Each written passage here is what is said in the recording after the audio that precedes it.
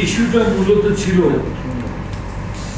এই যে আমাদের যারা বিদেশ গিয়েছিল তোমার আবুধাবিতে আর ওখানে আটকা পড়ে এখন পরবর্তীতে বেশ কিছু অল্প আরো ফেরত আসছে, আরো আসবে। এর রেলওয়ের যারা বাকি রয়েছে ওরাও আসবে, হয়তো বিমানে আসবে, নাহলে এর রেলওয়েতে আসবে। সমস্যা কিন্তু আমি বলবো কিন্তু এই কোভিডের কারণে এই যে একটা যে নিশ্চয়তা অবস্থা যেটা পড়ে আছে, এটার কারণেই কিন্তু অনেকটা সমস্যা হয়ে আছে। আজকে মিটিংয়ে কেন হলো, কেমনে হলো, কি হলো, এইসব নিয়ে আমরা কিন্তু বিস্তারিত আলাপ হয়েছে। কিন্তু আইন কানুন এমন, আর এই যে বিভিন্ন এগ্রিমেন্ট অন্যান্য দেশের সাথে যে প্রবলেম যেটা আছে, এইগুলি ওই কিছুটা ইনকোয়ারি না করলে কারেক্ট পিকচার পাওয়া যাবে না। তো সেই জন্য আমরা অনেক কথা বলে ফাইনালি আমি সিদ্ধান্ত নিলাম যে let there be a small inquiry committee, civil aviation চেয়ারম্যানকে দিয়ে, ওই হলো সব সাইড কভার করতে পারে, এবং ওনাকে দিয়ে এই কমিটি করে 5 দিন সময় দেওয়া হয়েছে, ওয়ার্কিং ডেজ। 5 দিনের মধ্যে ওনারা একটা রিপোর্ট সাবমিট করবে।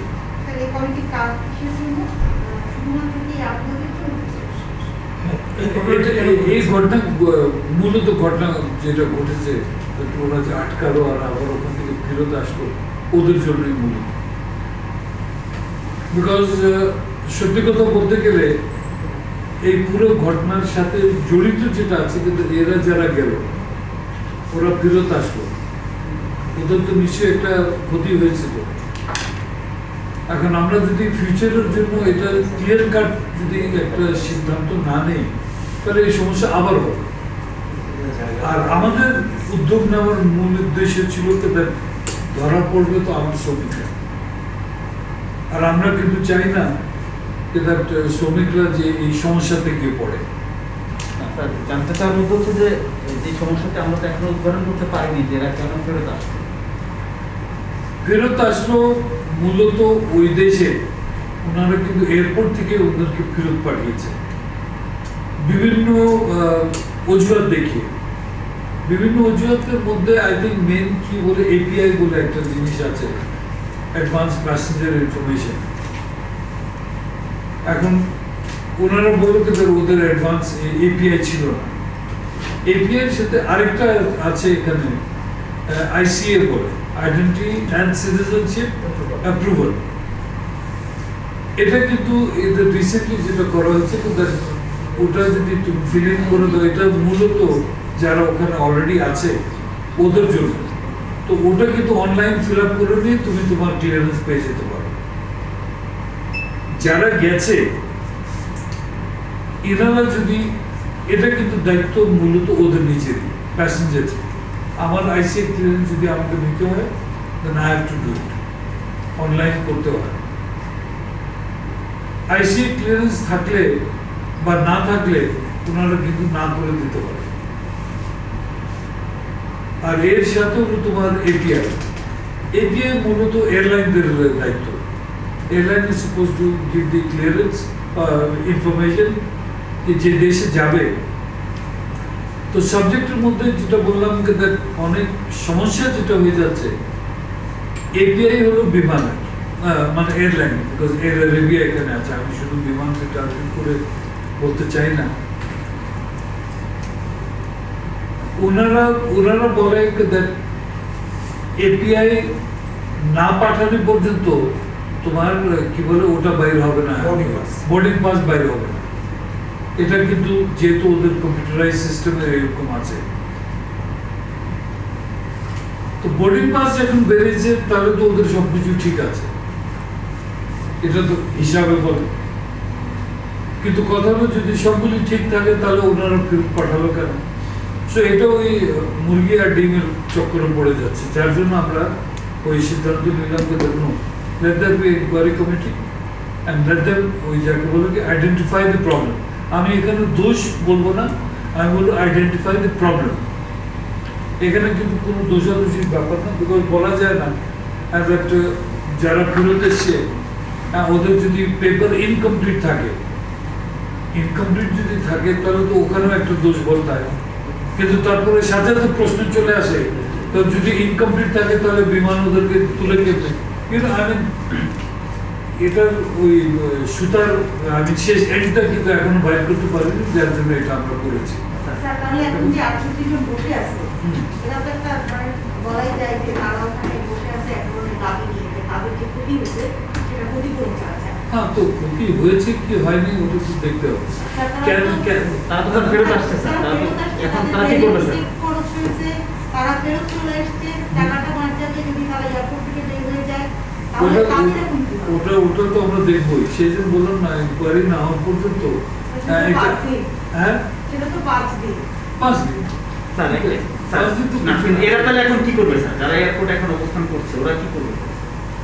এটা তো সিভিল এভিয়েশন বুঝবে, নাহলে বিমান বুঝবে, এটা তো ওদের এখন দেখুন যে এখন বটম লাইন হচ্ছে যে কিছু কিছু ক্ষেত্রে আমাদের কিছু ইনফরমেশন গ্যাপ আছে, সেটি কিভাবে দূর করা যায় এবং এখানে প্রকৃতপক্ষে কে দায়ী বা এখানে সিস্টেমের কোথাও যোগাযোগের যে গ্যাপ আছে সেটাকে ভবিষ্যতে কিভাবে এড়ানো যায় এবং এই ধরনের ঘটনার যাতে রিপিটেশন না হয় তার জন্য একটা ইনকোয়ারি কমিটি করা হয়েছে, যে ইনকোয়ারি কমিটি আগামী 5 দিনের মধ্যে রিপোর্ট দেবে।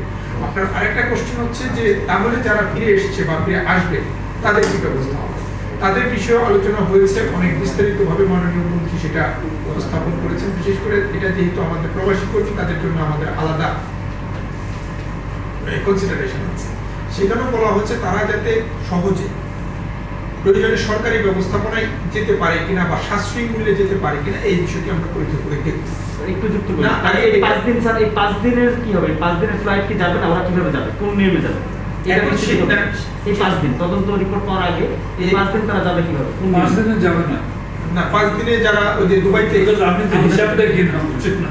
এখন তো এরপরও তো গেছে, এরপরও গেছে না, কালকে ফ্লাইটটা ক্যান্সেল করা হয়েছে। না, যেগুলো গেছে এবং সেখানে Cancel তো- কয়েকজন ফেরত এসেছে, কালকে না, কালকে গেছে, বাট 4 জন 6 জন 6জন ফেরত এসেছে, 6জন ফেরত ফ্লাইট গেছে।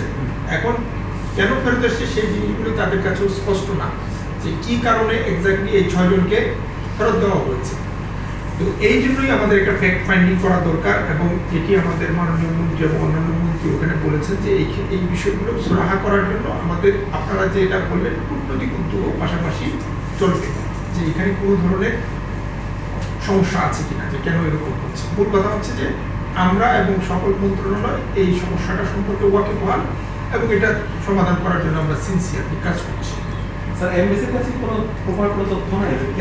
এমবিসির কাছেও এই যে এমবিসির কাছে এমবিসি বলেছে, আনঅফিশিয়ালি আমরা জেনেছি, তারা বলেছে ওই তরফ থেকে জেনেছি যে এপিআই এর কারণে তাদেরকে ফেরত পাঠানো হয়েছে, তাদের প্যাসেঞ্জারদের এপিআই স্যার আমি একটু অ্যাডভান্স পার্সোনাল ইনফরমেশন যায়নি বলে তারা ফেরত পেয়েছে, কিন্তু তাদের বোর্ডিং হয়েছে। Boarding হতো। এটা ঠিক আছে, আরেকটা যে মনে রাখবেন, ফেরত এসছে শুধু আবুধাবি থেকে।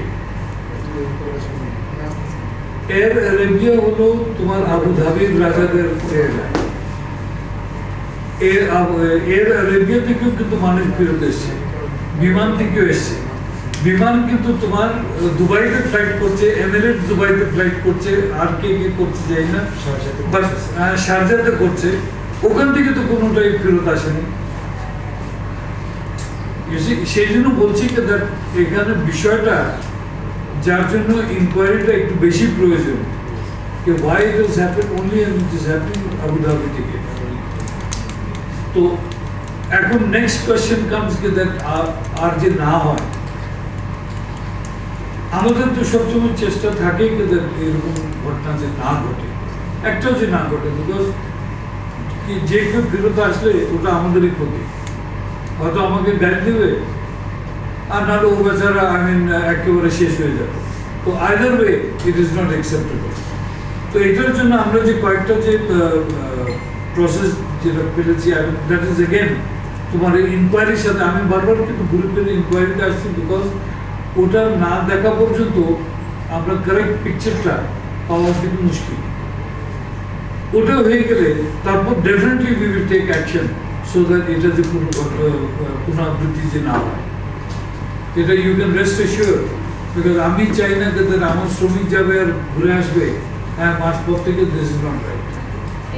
না, দিয়েছে এবং সেগুলো হচ্ছে যে আমরা যে লুপহোলগুলো কথা এখন আশঙ্কা করছি তারা এগুলো দেখছে যে এগুলোকে আরো কিভাবে টাইটেল করা যায়, যেমন মানে ওখান থেকে একেবারে কোনো অ্যাপ্রুভাল না হওয়া এবং তাদের যাবতীয় যে এই যে আমরা এই আইডেন্টিটি অ্যান্ড সিটিজেনশিপ অ্যাপ্রুভাল আইসিএ এইগুলো তারা এখন দিচ্ছে, তাদের যে এই অ্যাডভান্স প্যাসেঞ্জার্স লিস্ট ইনফরমেশন এইগুলো তারা যাবতীয় চেক করছে। তাদের বক্তব্য হচ্ছে যে এইভাবে লোকজন যাচ্ছে এবং এই প্রক্রিয়া অব্যাহত থাকবে, কিন্তু তারপরেও কিছু কিছু ক্ষেত্রে দু একজন ফেরত আসছেন, যেমন এই যে সর্বশেষ যেটা গেছে ওখান থেকে 6 জন ফেরত এসেছে, সেখানে তো কোনো ধরনের অভিযোগ ছিল না, তারপর এসেছে। তো এই জন্যই যে কেন এটা হচ্ছে এটার জন্যই আমরা করা, কিন্তু আর এমনি আদারওয়াইজ অন্যান্য ফর্মালিটিস স্যার আগামী 5 দিনে আরো প্রায় 16-17টা ফ্লাইট আছে, তো যারা যাবে তাদের বিষয়ে আপনি সুস্পষ্টভাবে বলেন যে তাদেরকে আপনি কি বলছেন, মানে তাদের কি কি ফলো করা উচিত, তারা যাবে কি যাবে না? যাবে কি যাবে না, কারণ আগামী 5 দিনে আরো প্রায় 15-16টা ফ্লাইট আচ্ছা আছে, তারা কি করবে? তারা কি করবে এই মুহূর্তে আমি যেটা বলবো, নিশ্চয়ই ওরা জানার কথা হ্যাঁ, কিন্তু যে দেশে যাচ্ছে ওই দেশে যাওয়ার জন্য কি কি তোমার প্রয়োজন আছে, এই না না এই প্রয়োজনটা দে হ্যাভ টু চেক। এটা ওনাদের হয়তো ট্রাভেল এজেন্টের থ্রু দিয়ে চেক করবে, নাহলে বিমানের থ্রু দিয়ে চেক করবে, আর নিজে নাহলে বিকজ এই যে তোমার আইসি এর ব্যাপার যেটা আছে এটা you can do it on your mobile. ওই যে আইসি এর ওদের যে গভর্নমেন্ট টু গভর্নমেন্ট আপনারা কি এই দুই দিনে কোনো চিঠি আদান প্রদান করেছেন? মানে ওই ইনফরমেশনগুলো ঘটনা তো ঘটেছে গতকাল, না, কিন্তু এর মধ্যে কি আপনারা চেষ্টা করেছেন কিনা গভর্নমেন্ট টু গভর্নমেন্ট কোনো যোগাযোগ করার? ঘটনা ঘটেছে গতকালকে, আজকে হলো প্রথম অফিস দিন। বারবার বলে, সব মিস্টেক আচ্ছা, this is something which will come subsequent.